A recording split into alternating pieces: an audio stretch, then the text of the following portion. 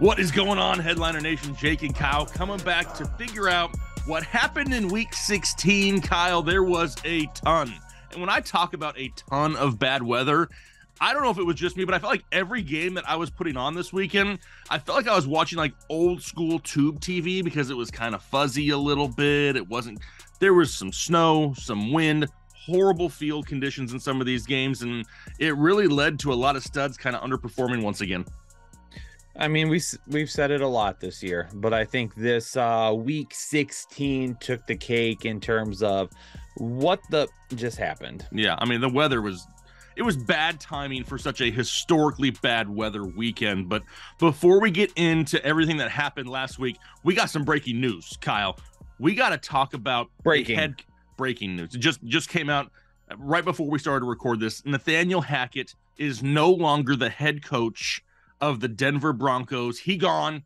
Didn't even last a year. I don't think that Broncos fans are going to be disappointed. Nope. This team, and especially after this past weekend, Kyle, something had to happen. You can tell that there is no shot that this team remotely even wants to play football on Sundays. Does it all fall on the head coach? I think he gets the axe for it. I think he gets blamed for it. But Russell Wilson, he ain't helping the situation whatsoever. No, I think it's a combination of things. And I did a film breakdown of Russell Wilson and the Denver offense a few weeks ago for our members only videos.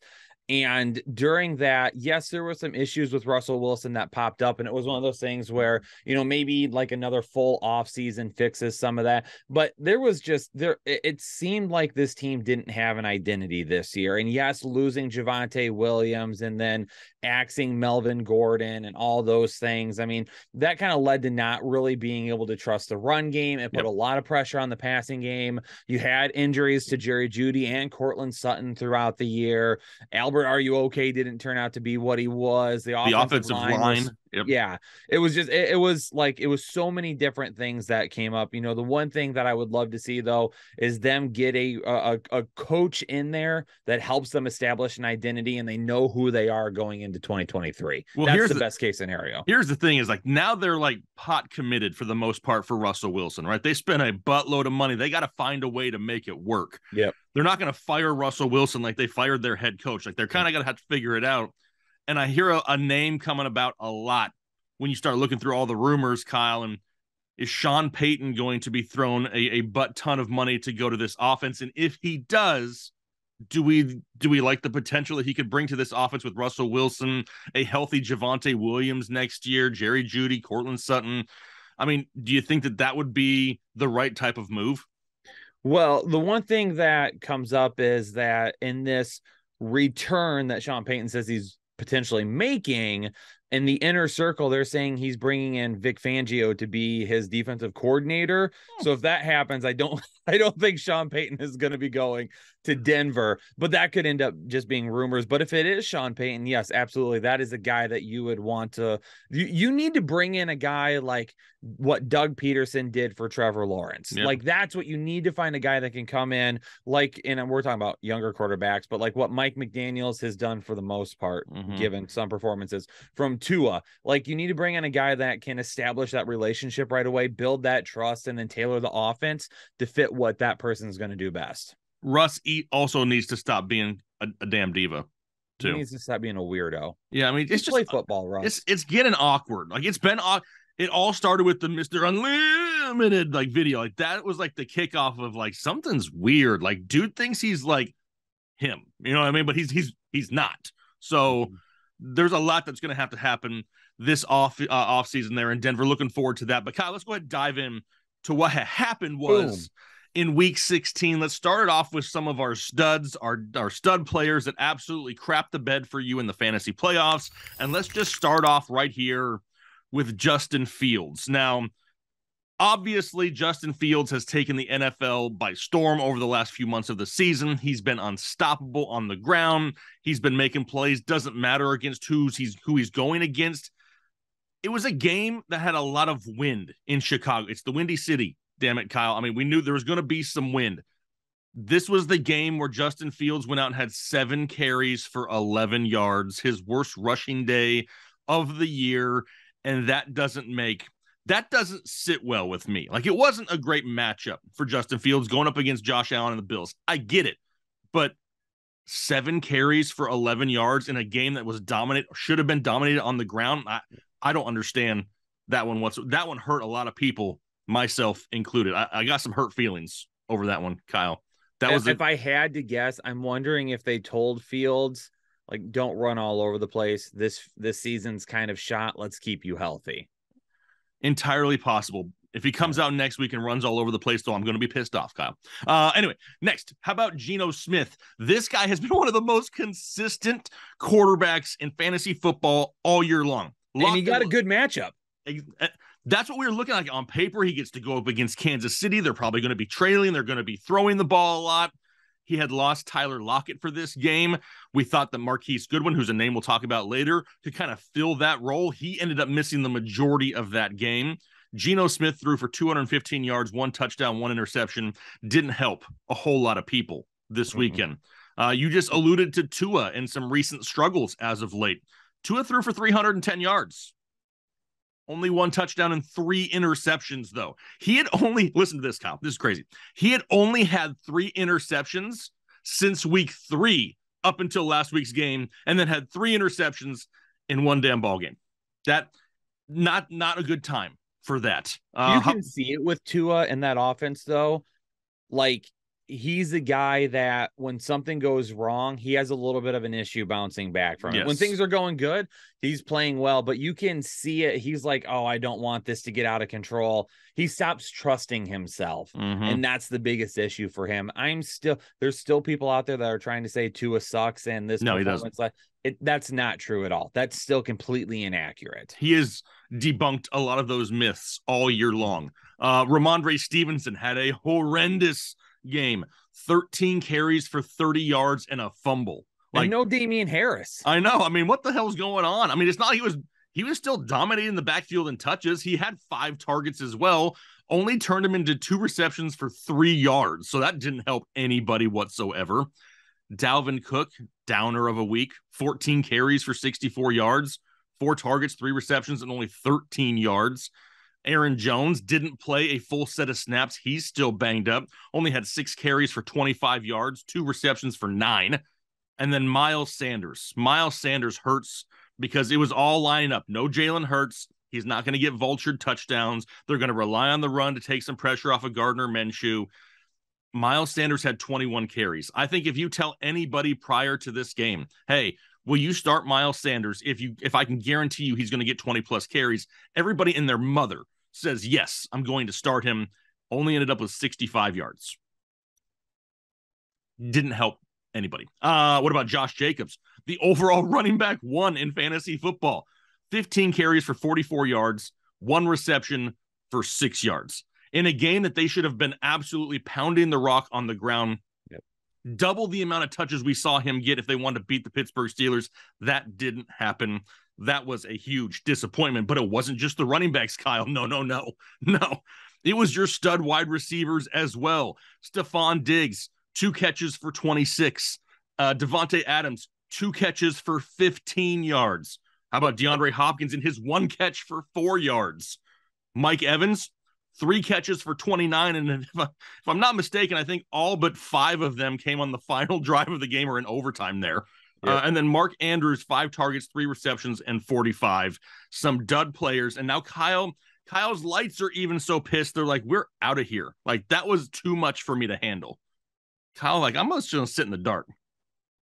Maybe I should replace the battery real quick. You go ahead and do it. Let's all sit here and watch Kyle replace the battery. Mid-video, going to replace. Yeah, I mean, Stephon Diggs, didn't see that one coming because even in bad weather games, Diggs still gets his targets. We've seen it happen in the past. Was not anticipating that one. Devontae Adams, I mean, I thought that was going to be a much better matchup for him. He had 9 targets. Yeah. It's just... It didn't turn it into anything. Yeah. And that's the weirdest part, especially with Adams and much better, Kyle. Especially with Adams and Hopkins. DeAndre Hopkins, we knew was going to have a hard time with Trace McSorley as his quarterback. Everybody knew that. Yep. But the guy still had 10 targets. So you have to think that even if a bad quarterback play, you catch 40% of them. No, he caught 1 damn ball. for 4 yards. Greg Dortch wasn't having trouble out there, but DeAndre Hopkins was having trouble, and that's the issue. So those were a few of those underperforming stud players. But Kyle, let's go into our misses now. We'll go misses before we go hits because we're trying to stay humble. Damn it. Misses. I missed on Derek Carr. Now, full disclosure, I didn't hardly even have him inside my top 15. So he wasn't highly ranked, but I definitely expected more than 174 yards, 1 touchdown, and 3 interceptions from Derek Carr. I kind of expected Devontae Adams to have a little bit bigger of a day, which would have made Carr's floor a little bit safer. That didn't happen.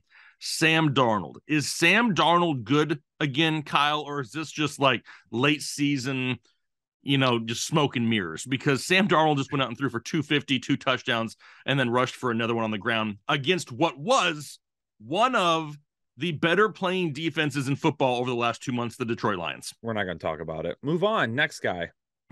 Well, sorry, Kyle. Same game. Deonta Foreman was a miss for me because, like we said, it was a holiday weekend, Kyle, and apparently the run D for Detroit just says, peace, we're going to stay home. We're going to hang out with our family, because both Deonta Foreman and Chuba Hubbard rushed for over 100 yards, what felt like in the first quarter. Mm-hmm. But Deonta Foreman ended up with 21 carries, 165 yards, and a touchdown against a defense that, as of late, had shut down Derrick Henry, Saquon Barkley, and many, many others. I have no idea. I have no explanation for that. I feel like I need to go back and watch the game again, but all you're going to see are wide open running lanes. Like, it wasn't like the running backs were really doing anything spectacular. They just had nothing but room to run. The holes were gaping. This is the Carolina offense. It's not like it's the best offensive line in football, and Detroit got dominated up front. Okay. I can tell you from watching the game that they were not very gap focused. Detroit was. They were a little overzealous, and I think there were some missed assignments. If anything, that's exactly kind of what I was thinking. They came in and they were a little bit overconfident. They were a little bit cocky coming into that game, and they got smacked. Cam Akers. I guess I'll take this one on the chin. We told one person, I think, in the live stream to start Cam Akers. Good for them. Hey, if you were that person, comment down below. Yeah, we don't remember who you were. But yeah, be sure to leave that comment. But Cam Akers, 23 carries, 118 yards, and 3 touchdowns against a Denver defense that, like we mentioned earlier, had no interest in going. When you give up 51 points to a Los Angeles Rams offense that has no Allen Robinson, no Cooper Kupp, they're on their third stringer now, Baker Mayfield, who everybody hates Baker Mayfield as is, and they put up 50-plus points on a top 5 NFL defense.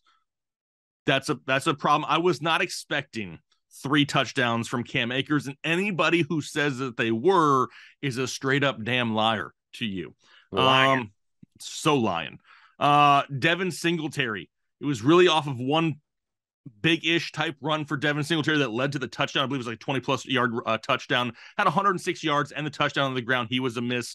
And then J.K. Dobbins. I mean, what happened to J.K. Dobbins? Now, when you look at the touches, it's not like they overly dropped. It's kind of comparable to what he's had over the last couple of weeks. The efficiency tanked, and all of a sudden, Gus Edwards got a lot of work, which is head-scratching. J.K. Dobbins, 12 carries for 59 yards, no receiving work against the Atlanta Falcons. That was a huge letdown as well. And it extended into some performances from the wide receivers. I mean, Garrett Wilson, yes, Zach Wilson was going to be the starter against Detroit. He was still able to find him for some big plays, but I mean, this offense looked awful. I mean, Zach Wilson got benched for like a 5th string option quarterback in this matchup. That's how bad that him and the offense looked, and Garrett Wilson looked just as bad. Donovan Peoples-Jones, I mean, in that game, again, the weather was just absolutely awful. Didn't do anything. I thought he was going to have a little bit of a better performance, and I thought, hey, if we run the football with Nick Chubb, get into the red zone, maybe we can find ourselves a short TD for Donovan Peoples-Jones. That didn't end up happening. No. Marquise Goodwin, he went down in the first quarter with an injury. I believe he tried to come back after halftime and then went down in the third quarter with another injury, if I read correctly. So that dude was just banged up all over the place. So that completely ruined his potential upside for that day. Juju was a start for me, but he was a little bit lower ranked because the one concern I brought up was they're healthy across the board now in that offense. Kadarius Toney is healthy. Marquise Not Marquise Goodwin. Mecole Hardman is healthy. He's back out there. You've got Juju. Travis Kelce's still the alpha. Jerick McKinnon getting touches in the passing game now. With all that happening for Juju, I was like, we just have to be a little bit careful with that potential upside for him. Yep. But I still think he gets like the number 2 targets on that team. No, everybody's getting the number 2 targets now. If you took everybody and added them up after Travis Kelce, then you would have a good second option on that team. But that's not how fantasy football works. So we're not doing that. 100%. Yep. Juju was second on the team. He was second on the team in targets with 4. With 4. Yeah. Everybody except Travis Kelce's getting like 4, 3, and 2 targets. Yep. Like 19 other players. Yep. That's a problem. And then Jacoby Myers, a week after handing the game to the Las Vegas Raiders.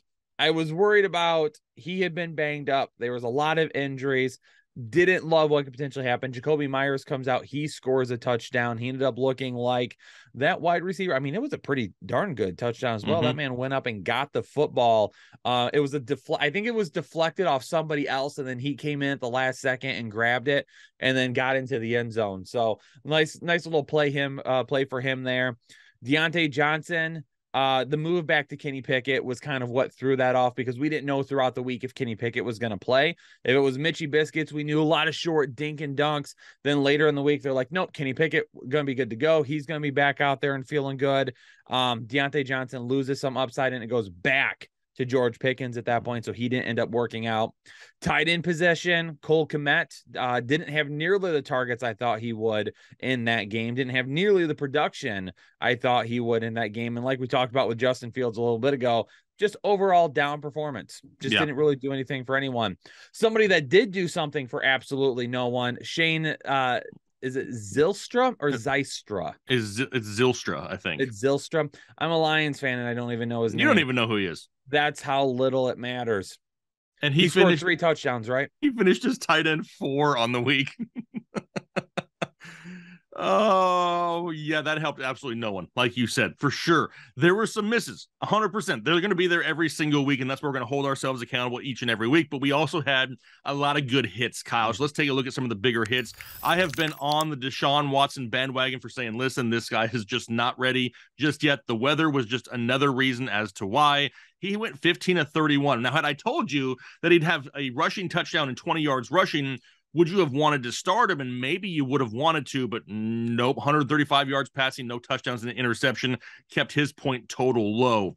We knew about the weather heading into Thursday. I still said, listen, Trevor Lawrence is playing way too good to sit this guy. He's a top 10 fantasy quarterback regardless of the weather. And once again, I believe he finished as quarterback 10. So he was a great start once again, 20 of 31, 229 yards, no touchdowns though, but did have 51 yards rushing and a touchdown on the ground, which really helped. Jared Goff. Now, we talked about how the Lions just got dominated. At least Jared Goff was listed as a start for you. He was fairly high in my rankings. He finished as of right now as quarterback 2 on the week, 355 yards passing, 3 touchdowns, no interceptions against Carolina. A lot of people were worried about him playing outdoors in the cold. He was fine. Gardner Minshew. Now, during the start sit video, I told everybody that I don't have enough numbers in our formula to start Gardner Minshew because he has no production. He has no volume for this year. It was all just speculation. But I told everybody that I don't care, that this offense in Philadelphia is good. And if you need a quarterback, if you have your concerns, I have no issue starting Gardner Minshew. Mentioned that multiple times in the live stream to multiple members on Discord. Gardner Minshew went out and had himself a ball game, QB5 on the week, 355 yards passing, 2 touchdowns, 2 interceptions, and a rushing touchdown. Leonard Fournette is another guy that people want to keep telling me he's washed and he's over. He's not going to do anything for you in fantasy football. Well, that's kind of weird because he's running back 5 on the week. We had him listed as a start. Had a 20 carries for 72 yards on the ground and a rushing, and 10 targets, 9 receptions, and 90 yards through the air. Very active in the short passing game, especially late in that ball game when they needed him most. And then James Conner, another safe, locked and loaded running back for you each and every week, 15 carries, 79 yards, and a touchdown. Also had 7 receptions for 41 yards through the air. Travis Etienne. A lot of people had hopped off the Travis Etienne bandwagon. I said, hey, the weather is going to lead to more Travis Etienne because they're going to have to run the ball a little bit more. Travis Etienne had 22 carries for 83 yards, 3 receptions for 29. And then Kamara is somebody who has been hurting people for a long, long time. But when you miss Chris Olave, when you miss Jarvis Landry, when you have bad weather, Alvin Kamara needs to be involved. He had 20 carries for 76 yards and a touchdown, added in 2 receptions for 34. I had Alvin Kamara at running back 8 this week, and I don't think anybody had him any higher. As of right now, he's running back 7, and if Austin Eckler can go off on Monday Night Football, he could finish as running back 8. What about we have Kenneth Walker next. He had 26 carries for 107 yards. Told everybody in the Start Sit video that if they want to have a chance at Kenneth Walker, he's got to get 20 touches. If he doesn't get 20 touches, he's going to hurt you. Had 26 on the ground. And then Najee, he ended up with just over 90 total yards there, had 9 targets through the air. Kyle, I know you haven't heard this yet, but in a few of my videos, I've sprinkled in where I may have offered up your paycheck to get Najee more pass work. Najee just had the most pass work he's had in a while. Somebody heard, Kyle, but... Hey, kids, we're not eating this week. Yeah. it have. Hey, I'll take ramen. It. Ramen only. I'll send you some green beans or something as well. Okay. Yeah, we need some veggies in there. We got to stay healthy. Exactly. The wide receivers, Devontae Smith, huge day, scoring a pair of touchdowns. I mean, just that's what it's been this year with Devontae Smith. You're having some really big days, and you're having some not so big days. But it was good to see him heavily involved, even without Jalen Hurts. Mentioned that in the wide receiver certain video that with no Jalen Hurts, that we might see a dial back on that QB running game a little bit, which could lead to more targets. Smith having a heck of a day. DJ Moore going up against the Detroit Lions. First half was probably making some of you sweat a little bit, and then in the second half he ends up scoring his touchdown, looked a lot better. He becomes a start for the day. DJ Chark, I mean, over 100 receiving yards. DJ Chark is a solid wide receiver too for a Detroit offense right now that is putting up points. I mean, this is a guy that if you've been starting him down the stretch, take out the performance against the Jets and that tough secondary. But if you've been starting him down the stretch, he's been giving you good numbers. Like he hasn't been losing you any weeks. Terry McLaurin, he ends up coming out and everybody scored for Washington, which is weird. You know, I mean, like found the end zone, Dotson found the end zone, Samuel found the end zone. In a matchup against San Francisco, it's just kind of odd, right? But I mean, heck, good for them.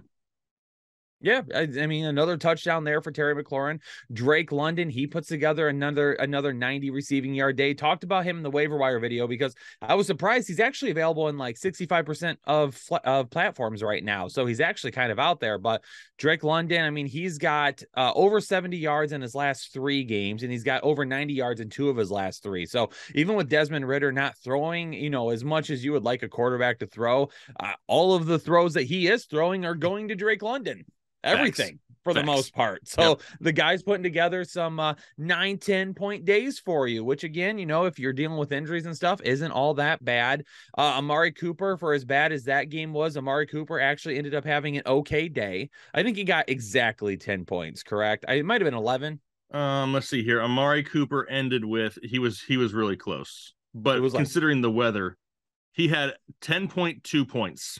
Right there. Right over 10 fantasy points. So again, not a huge day, but 10 fantasy points given the weekend weather that we had and some of the down performances. You can't really ask for a whole lot more. Jerry Jeudy, even with Cortland Sutton ended up being back, Jerry Jeudy still has a fairly good fantasy day. I don't even know what to think about that offense sometimes.